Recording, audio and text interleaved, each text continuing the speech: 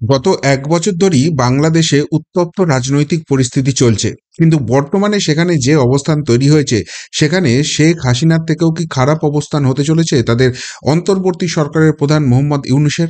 এবং হাসিনার মতোই তাকেও কি দেশ ছাড়তে হয়েছে? কিন্তু প্রশ্ন হচ্ছে, কেন এই পরিস্থিতি হলো, কেন এই রিপোর্ট সামনে আসছে, কারা এর পিছনে রয়েছে?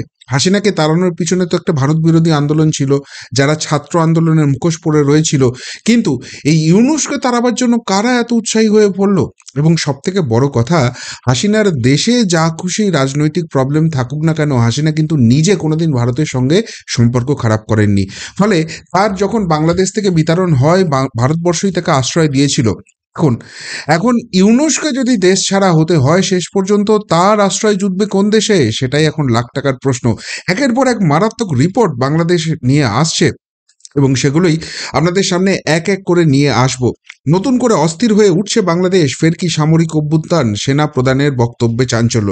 বাংলাদেশের এই যে পরিস্থিতি হয়েছে, সেই পরিস্থিতির পিছনে সব থেকে বড় যার ভূমিকা রয়েছে, তার নাম হচ্ছে জেনারেল ওয়াকার উজ্জামান। কেননা বিগত দিনে তিনি বেশ কয়েকবার তাদের অন্তর্বর্তী সরকারে যিনি প্রধান হিসেবে বসে রয়েছেন, সে মোহাম্মদ ইউনূসের সঙ্গে বৈঠক করেছেন। এরকমও মিডিয়া রিপোর্ট সামনে এসেছে যে ওয়াকারুজ্জামান পরিষ্কারভাবে বলে দিয়েছেন ইউনূসকে যে আপনি যদি ধর্মনিরপেক্ষভাবে দেশটা চালাতে না পারেন, দেশের ভালোর জন্য যদি কাজ করতে না পারেন, দায়িত্ব ছেড়ে দিন। এমনও নাকি তিনি বলে এসছেন। এবং তারপর তার একের পর এক বিবৃতি কিন্তু ভাইরাল হয়েছে। এবং এই পরিস্থিতিতে বাংলাদেশের ছাত্র সংগঠন আমার বাংলাদেশ পার্টির মহাসচিব আসাদুজ্জামান ফুয়াদ তিনি এক ভয়ঙ্কর অভিযোগ করেছেন। তিনি অভিযোগ করছেন যে এই জেনারেল ওয়াকারুজ্জামান তিনি বাংলাদেশের রাষ্ট্রপতি মোহাম্মদ সাহাবুদ্দিনের সঙ্গে মিলে নতুন এক অন্তর্বর্তী সরকার তৈরি করার ষড়যন্ত্র করছেন। বর্তমান যে সরকারটি রয়েছে, সেই সরকারটাকে নাকি ফেলে দিতে চান এই ওয়াকারুজ্জামান, এবং সেটা কে করছেন? এই ছাত্র সংগঠন আমার বাংলাদেশ পার্টির মহাসচিব আসাদুজ্জামান ফুয়াদ। এই যে হাসিনা বিরোধী আন্দোলন হয়েছিল, এখানে এই আসাদুজ্জামান ফুয়াদের নাকি বড় ভূমিকা ছিল। তিনি এখন এক্সপেকটেশন রাখছেন, বা তিনি যেটা বলছেন, যে বিবৃতি দিচ্ছেন, যে সেটা এই ধরনের ঘটনা ঘটতে চলেছে। কিন্তু মজার বিষয় হলো, শেখ হাসিনা যখন দেশ ছেড়েছিলেন বা বাংলাদেশের সেই উত্তপ্ত পরিস্থিতি, তখনও কিন্তু এক্সপেক্ট করা হচ্ছিল যে পাকিস্তানে যেরকম সেনা অভ্যুত্থান আমরা বারেবারই দেখেছি, বাংলাদেশেও সেই সেনা অভ্যুত্থান হয়তো হতে চলেছে। কিন্তু তখন এই জেনারেল ওয়াকারুজ্জামান তিনি কিন্তু বারবারই একটা কথা বলছিলেন, যে বাংলাদেশে সেনা অভ্যুত্থান হবে না, সেখানে অন্তর্বর্তী সরকার যাতে প্রতিষ্ঠা হয়, এবং সেই অন্তর্বর্তী সরকারের হাত ধরে গণতান্ত্রিক পদ্ধতিতে নির্বাচিত একটি সরকার আসে, সেটাই সেনারা দেখবে, এবং সেনা প্রধান হিসেবে তিনি সেই দায়িত্বই পালন করবেন। এবার যেটা মুশকিলের ব্যাপার হচ্ছে, মোহাম্মদ ইউনূস তিনি কিন্তু দায়িত্ব নেওয়ার পর দায়িত্ব নিয়ে ভারত বিরোধী একাধিক কার্যকলাপ করেছেন, যারা ভারত বিরোধী তাদেরকে মদত দিয়েছেন, এরকম অভিযোগ উঠেছে। এবং ভারতের সঙ্গে বাংলাদেশের সেনাবাহিনী বা বর্ডার সিকিউরিটি ফোর্স এদের একটা তো সম্পর্ক তৈরি হয়েছে, কিন্তু ওয়াকারুজ্জামান তিনি বারে বারেই কিন্তু ভারতপন্থী পদক্ষেপ নিয়েছেন। অর্থাৎ ভারতের সঙ্গে সম্পর্ক কিছুতেই আমরা খারাপ করব না, ভারত বাংলাদেশের জন্য কতখানি গুরুত্বপূর্ণ অ্যালি, এই কথাটাই কিন্তু বারবার বলছেন। ফলে অনেকেই মনে করছেন যে এই পরিস্থিতিতে শেখ হাসিনার হয়তো ইমিডিয়েটলি বাংলাদেশে প্রত্যাবর্তন সম্ভব হবে না। সেই জন্যই কি প্ল্যান বি হিসেবে ওয়াকারুজ্জামানকে ভারতপন্থীরা মদত করছেন, এবং সেই মদতেই মোহাম্মদ ইউনূসকে কি বিচ্ছিন্ন করা হবে বাংলাদেশ থেকে, সেই পরিকল্পনা চলছে। কেন এই পরিকল্পনাটার কথা উঠে আসছে? তার কারণ হচ্ছে, এখানে আরেকটা রিপোর্ট দেখুন, বাংলাদেশে এবার সেনা অভ্যুত্থান হাসিনার মতোই পরিণতি হতে চলেছে ইউনূসের হাতে আর মাত্র কয়েকদিন। যেটা বলা হচ্ছে যে বাংলাদেশের এই জেনারেল যিনি রয়েছেন, সেনাপ্রধান রয়েছেন জেনারেল ওয়াকারুজ্জামান, তিনি দফায় দফায় সেনাবাহিনীর শীর্ষ কর্তাদের নিয়ে ঢাকায় কিন্তু বৈঠকে বসছেন। এবং সেই বৈঠকে আলোচ্য বিষয়সূচি হচ্ছে বাংলাদেশে বর্তমান যে রাজনৈতিক অস্থিরতা রয়েছে, সেটা বন্ধ করতে সেনার ভূমিকা কি হবে। এবং তার থেকেও মারাত্মক কথা যে এই রিপোর্টে দাবি করা হচ্ছে, সেটা বলা হচ্ছে যে বাংলাদেশের যে অন্তর্বর্তী সরকার রয়েছে, সেই সরকার অর্থাৎ ইউনূসের সরকারকে চাপ দেওয়া হবে সেনাবাহিনীর তরফ থেকে, যে বাংলাদেশে জরুরি অবস্থা ঘোষণা করে দেওয়া হোক। জরুরি অবস্থা ঘোষণা করলেই সেটা সেনার হাতে চলে আসবে। আর প্ল্যান বি হিসেবে ইউনূস প্রশাসন যদি এইটাতে রাজি না হন, তাহলে সেখানে সরাসরি সেনা অভ্যুত্থানের পথে যাওয়া হবে, এমন নাকি বৈঠক হয়েছে এবং সেইটা নিয়েই কিন্তু এই রিপোর্টে বিস্তারিতভাবে বলা আছে। ফলে সব মিলিয়ে ইউনূসের অবস্থান যে ঢিলে হচ্ছে সেই জায়গাটা কিন্তু স্পষ্ট হয়ে যাচ্ছে। আসলে বাংলাদেশের সেনাপ্রধান দেখছেন যে শেখ হাসিনাকে তাড়াবার পর দেশ থেকে বাংলাদেশে একটা হাওয়া তুলে দেওয়া হয়েছিল, তারা যেন নতুন স্বাধীনতা পেয়েছে, শেখ মুজিবুর রহমান শেখ হাসিনার জামানা থেকে বেরিয়ে এসছে এবং নতুন একটা বাংলাদেশ তৈরি হবে, একটা সোনার বাংলাদেশ তৈরি হবে, এমন একটা হাওয়া ছড়িয়ে দেওয়া হচ্ছে। কিন্তু এই ইউনূস ক্ষমতায় আসার পর বাংলাদেশের শিল্প ব্যবস্থা ভেঙে পড়েছে, বাংলাদেশের স্বাস্থ্য ব্যবস্থা ভেঙে পড়েছে, চারিদিকে শুধু দুর্নীতি দুর্নীতি দুর্নীতি হচ্ছে। এবং সব থেকে বড় কথা, যারা দেশ বিরোধী শক্তি হচ্ছে এবং বিশেষ করে ভারত বিরোধী শক্তি হচ্ছে, মৌলবাদী শক্তি হচ্ছে, তাদের হাতকে অত্যন্ত শক্তিশালী করা হচ্ছে। ফলে অর্থনৈতিকভাবে পঙ্গু হচ্ছে বাংলাদেশ এবং সব থেকে বড় কথা, আন্তর্জাতিক মঞ্চে বাংলাদেশ কিন্তু ক্রমশ একঘরে হচ্ছে। ফলে ভবিষ্যতে বাংলাদেশে যে এডগুলো আসে সেইগুলোও কিন্তু বন্ধ হয়ে যেতে চলেছে। এর ফলে সব থেকে যেটা মুশকিলে পড়েছে বাংলাদেশের নিম্নবিত্ত সাধারণ মানুষেরা, তারা ভারতবর্ষের উপর অনেকটা ডিপেন্ডেন্ট রয়েছে। ভারতের সঙ্গে সম্পর্ক এরকম তলানিতে যাওয়ার জন্য ভারত থেকে জিনিসপত্র যাওয়া নিয়ে অনেক প্রতিবন্ধকতা এসে গেছে, ভারতবর্ষে চিকিৎসাই করতে আসার জন্য অনেক প্রতিবন্ধকতা এসে গেছে এবং সব থেকে বড় কথা, এত কিছুর মাঝখানেও দ্রব্যমূল্য যেটা রয়েছে সেটার বৃদ্ধি কিন্তু মারাত্মক রকমের বেড়েছে। ফলে দেশের মধ্যেই একটা এমন পরিস্থিতি তৈরি হয়ে গেছে যেখান থেকে যে কোনো মুহূর্তে গৃহযুদ্ধ লাগতে পারে এবং তখন কিন্তু সেনার ক্ষেত্রে, বাংলাদেশের সেনার ক্ষেত্রে পুরো জিনিসটাকে কন্ট্রোল করা অনেকটা ডিফিকাল্ট হয়ে যাবে। এবং সেই জন্যই সেই পরিস্থিতি ট্রিগার হওয়ার আগেই ইউনূসকে সরানোর জন্য এই ওয়াকারুজ্জামানের নেতৃত্বে বাংলাদেশ সেনা নাকি পরিকল্পনা করছে, এমন কথা বলা হচ্ছে। এবং সেই সেই জায়গাটাকে আরো আরো মারাত্মকভাবে এগিয়ে দিচ্ছে বা আরো মারাত্মক যে জল্পনাটা হচ্ছে সেটা হচ্ছে আরেকটা নিউজ, যেখানে বলা হচ্ছে ঢাকার দিকে এগোচ্ছে সেনাবাহিনীর গাড়ি, গতি উল্টোচ্ছে ইউনূসের। এই যে খবরগুলো আসছে সেই খবরগুলো নিয়ে বাংলাদেশের যে অন্তর্বর্তী সরকার রয়েছে, ইউনূসের যে প্রশাসন রয়েছে, তারা কিন্তু একবারও এগ্রি করছে না। তারা বলছে এগুলো সবই ভুয়ো, সবই ফেক নিউজ ছড়ানো হচ্ছে, কোনো রকম কোনো অশান্তির পরিবেশ নেই, বাংলাদেশে খুব সুন্দর একটা জায়গা রয়েছে। কিন্তু মুশকিলের কথা হচ্ছে এই যে ওয়াকারুজ্জামান, যিনি দফায় দফায় সেনাবাহিনীর শীর্ষ কর্তাদের সঙ্গে বৈঠক করেছেন এবং যে বৈঠক থেকে নাকি সিদ্ধান্ত হয়েছে যে এই সরকারকে জরুরি অবস্থার জন্য চাপ দেওয়া হবে এবং সেটা যদি না স্বীকার করে তাহলে কিন্তু সেখানে সেনা অভ্যুত্থান করা হবে।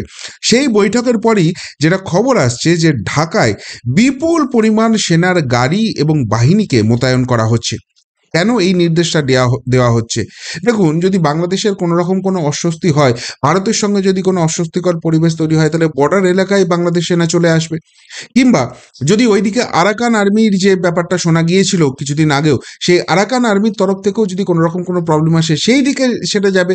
কিন্তু সেই সব দিকে না গিয়ে ঢাকা, যেটা সেন্ট্রাল পার্টে রয়েছে, যেটা তাদের রাজধানী, সেইখানে সেনাবাহিনী, বিশাল পরিমাণ বাহিনী এবং এই গাড়ি কেন মোতায়েন করা হচ্ছে? উদ্দেশ্যটা কি? আপনাদের মাথায় রাখতে হবে, যখন শেখ হাসিনাকে দেশ থেকে তাড়াবার পরিকল্পনা করা হচ্ছিল তখনও কিন্তু সেই একই রকম হচ্ছিল। ঢাকাতে কিন্তু ক্রমশ সেনাবাহিনীর কন্ট্রোল নেওয়া হচ্ছিল, যদিও সেখানে শেখ হাসিনার ইনস্ট্রাকশন ছিল, কিন্তু সেনারা যে পিছন থেকে তখন কাজ করছে বুঝতে পারেননি শেখ হাসিনা।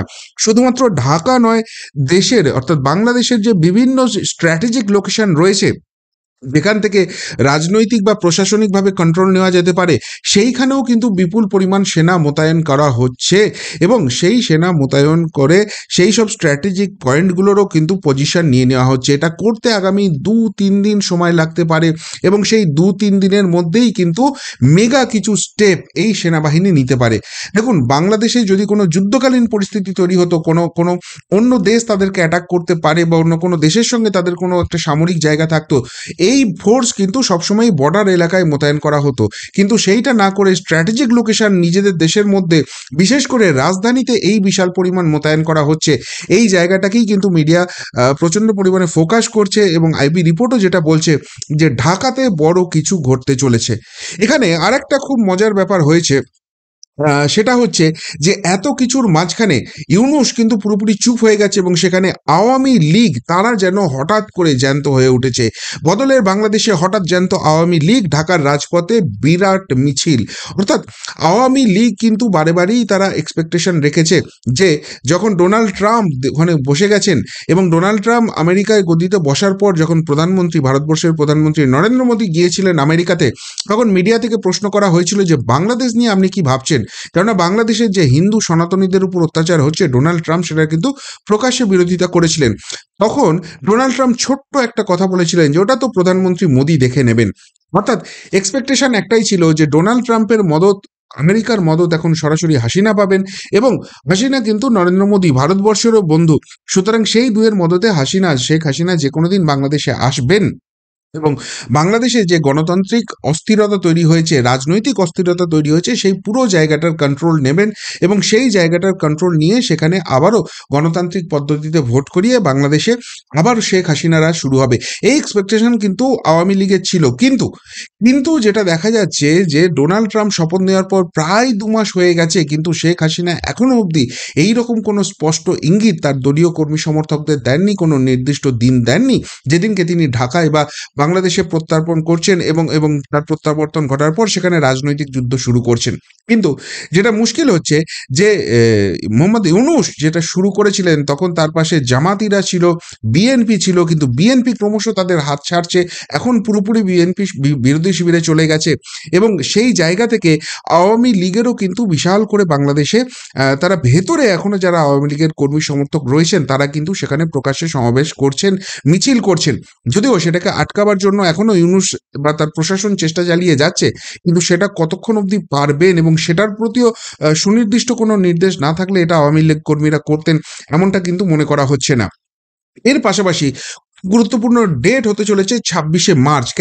কেননা 26শে মার্চ হচ্ছে বাংলাদেশের ইন্ডিপেন্ডেন্স ডে, তাদের স্বাধীনতা দিবস, এবং সবথেকে বড় খবর যেটা আসছে, সেই স্বাধীনতা দিবসের দিনই মোহাম্মদ ইউনূস তিনি বাংলাদেশ ছেড়ে চলে যাচ্ছেন চীন, এবং চীন সেখানে তার নাকি 2 দিনের একটা মেগা বৈঠক রয়েছে।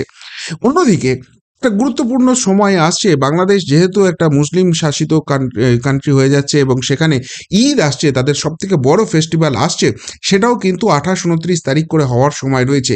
এই সময়টা খুব ক্রিটিক্যাল একটা জাংচার। একদিকে বাংলাদেশের স্বাধীনতার দিন আসছে, অন্যদিকে ঈদ, তাদের সব থেকে বড় ধর্মীয় অনুষ্ঠান আসছে, এবং এর পাশাপাশি বাংলাদেশের সেনাবাহিনী যে স্ট্র্যাটেজিক লোকেশনে নিজেদের পল্টনকে ডিপ্লয় করছে, সেটা করতে 2-3 দিন সময় লাগবে, যেটাও কিন্তু ওই 26, 27, 28 ওই ফেজটাতেই লাগবে।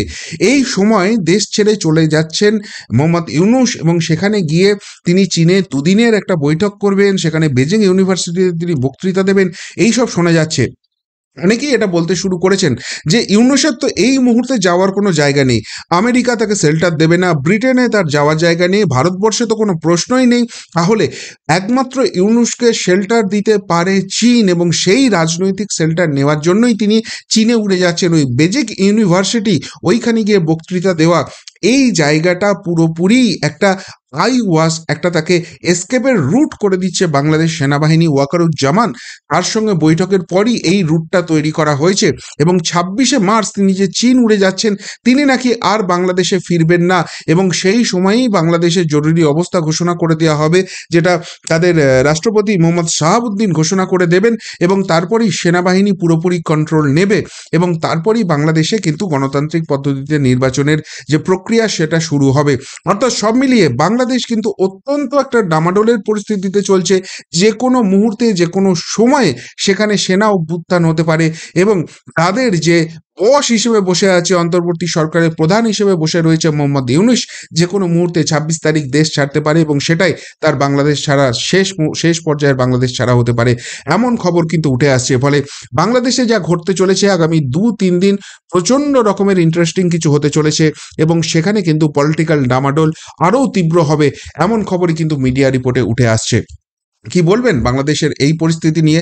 যারা ওই কয়েকজন হেঁপো রুগীকে সামনে নিয়ে এসে হুঙ্কার ছাড়ছিল 4 দিনের মধ্যে নাকি কলকাতা দখল করে নেবে, যারা 2 দিন আগেও হুঙ্কার ছাড়ছিল যে তাদের অবিভক্ত বাংলা অর্থাৎ বাংলা, বিহার, ওড়িশা চায়, যারা 2 দিন আগেও হুমকি ছিল যে তাদের 7 সিস্টার নিয়ে, পশ্চিমবঙ্গ নিয়ে বাংলাদেশ মিলিয়ে একটা নতুন রাষ্ট্র তৈরি করবে, নতুন মুসলিম কান্ট্রি তৈরি হবে বাংলাস্তান, যারা কিছুদিন আগে অবধি বলছিল যে তারা মমতা বন্দ্যোপাধ্যায় পশ্চিমবঙ্গের মুখ্যমন্ত্রী, তাকে খোলা খোলা দাওয়াত দিচ্ছে যে পশ্চিমবঙ্গকে ভারতবর্ষ থেকে বিচ্ছিন্ন করে বাংলাদেশের সঙ্গে যুক্ত করা হোক, তাদের নিজেদের দেশের এই অবস্থা হচ্ছে, যাকে ঢাকঢোল পিটিয়ে অন্তর্বর্তী সরকারের প্রধান করতে হলো তাকেই দেশ ছেড়ে পালাতে হচ্ছে এবং সেখানে সেনা অভ্যুত্থান ঘটিয়ে সেখানে গণতন্ত্র ফেরানোর প্রক্রিয়া শুরু করতে হচ্ছে। সেই নিয়ে যদি কিছু বলার থাকে অবশ্যই কিন্তু কমেন্ট বক্সে কমেন্ট করে জানাবেন।